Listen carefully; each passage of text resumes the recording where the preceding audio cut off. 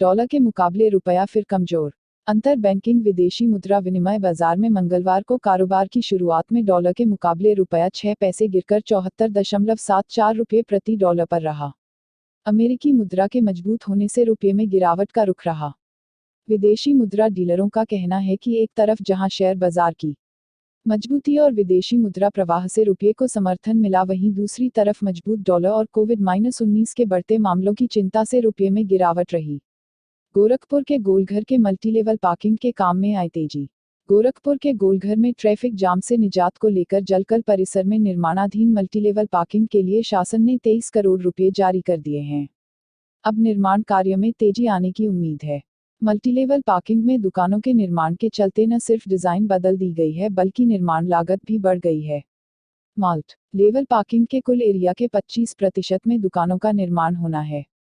इससे लागत में भी करीब 17 करोड़ रुपये की बढ़ोतरी हो गई है। मल्टीलेवल पार्किंग का निर्माण स्वीकृत किया गया था, उसकी लागत करीब 29 करोड़ रुपये थी। मुख्यमंत्री के हस्तक्षेप के बाद इसमें रखरखाव के लिए पूंजी जुटाने के लिए दुकानों के निर्माण का निर्णय लिया गया था। ऑनलाइन क्लास ले रहे विदेशी छात्रों को छोड़ना होगा अमेरिका। संयुक्त राज्य अमेरिका ने सोमवार को कहा कि यदि कोरोना वायरस संकट के कारण विदेशी छात्रों की सभी कक्षाएं ऑनलाइन चल रही हैं तो उन्हें देश में रहने की अनुमति नहीं दी जाएगी।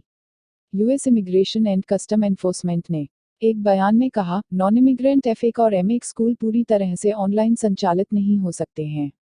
US immigration and custom enforcement ने कहा कि संयुक्त राज्य अमेरिका में वर्तमान में ऐसे कोर्स में नामांकित छात्रों को देश छोड़ना चाहिए या अन्य उपाय करने चाहिए, जैसे कि विधिवत स्थिति में रहने के लिए एक व्यक्ति के निर्देश के साथ एक स्कूल में स्थानांतरित करना। यदि नहीं, तो वे इमिग्रेशन इशू का सामना कर सकते हैं। गोरखपुर विकास प्राधिकरण का चपरासी निकला कोरोना पॉजिटिव। कोरोना ने गोरखपुर विकास प्राधिकरण GDA में भी दस्तक दे दी है। GDA तैनात में चतुर्थ श्रेणी कर्मचारी कोरोना संक्रमित मिला है। संक्रमण के खतरे को देखते हुए GDA उपाध्यक्ष ने 2 दिन कार्यालय बंद रखने का निर्णय लिया है।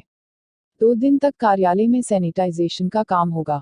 उधर चपरासी के संपर्क में रहने वाले जेई और अन्य कर्मचारियों का भी सैंपल जांच के लिए भेजा जा रहा है। चीन से संघर्ष में भारत के साथ खड़ी रहेगी अमेरिकी सेना। व्हाइट हाउस के एक शीर्ष अधिकारी ने सोमवार 6 जुलाई को कहा कि अमेरिकी सेना भारत और चीन के बीच या कहीं और भी संघर्ष के संबंध में उसके साथ मजबूती से खड़ी रहेगी। नौसेना द्वारा क्षेत्र में अपनी उपस्थिति को बढ़ाने के लिए दक्षिण चीन सागर में 2 विमान वाहक पोत तैनात किए जाने के बाद अधिकारी का यह बयान आया है। दिल्ली में रिकवरी रेट बढ़कर 72%। दिल्ली में कोरोना से संक्रमित मरीजों का आंकड़ा 1 लाख के पार पहुंच गया है। देश में महाराष्ट्र और तमिलनाडु के बाद दिल्ली तीसरा राज्य है जहां संक्रमित मरीजों की संख्या 1 लाख के पार हो चुकी है। अच्छी बात यह है कि इन संक्रमित मरीजों में से 72,000 से ज्यादा ठीक होकर अपने घर जा चुके हैं। राजधानी में संक्रमण के मरीज भले ही बढ़ रहे हों, लेकिन बीते 20 दिनों से यहां हालात लगातार बेहतर हो रहे हैं। अब कोरोना टेस्ट में प्रति 100 लोगों पर महज 10 लोग ही पॉजिटिव मिल रहे हैं। पॉजिटिविटी रेट 26% से घटकर 10% हो गया है। इसके अलावा रिकवरी रेट भी बढ़कर 72% हो गया है। माइक पोम्पियो टिकटॉक समेत चीनी ऐप्स पर निश्चित रूप से प्रतिबंध लगाएगा अमेरिका। अमेरिकी विदेश मंत्री माइक पोम्पियो ने कहा कि संयुक्त राज्य अमेरिका टिकटॉक सहित अन्य चीनी सोशल मीडिया ऐप्स पर निश्चित रूप से प्रतिबंध लगाएगा।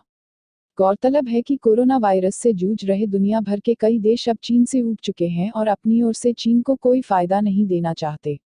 इधर भारत कोरोना के अलावा सीमा पर चीनी सैनिकों की अपने सैनिकों से झड़प और जमीन कब्जाने की कोशिश से ड्रैगन से चिढ़ा हुआ है। चीन की मंशा देखते हुए भारत ने उस पर डिजिटल स्ट्राइक की है। हाल ही में भारत सरकार ने अलग अलग तरीके के 59 मोबाइल ऐप को देश की संप्रभुता, अखंडता और राष्ट्रीय सुरक्षा के लिए पूर्वाग्रह रखने वाला बताते हुए उन पर प्रतिबंध लगा दिया।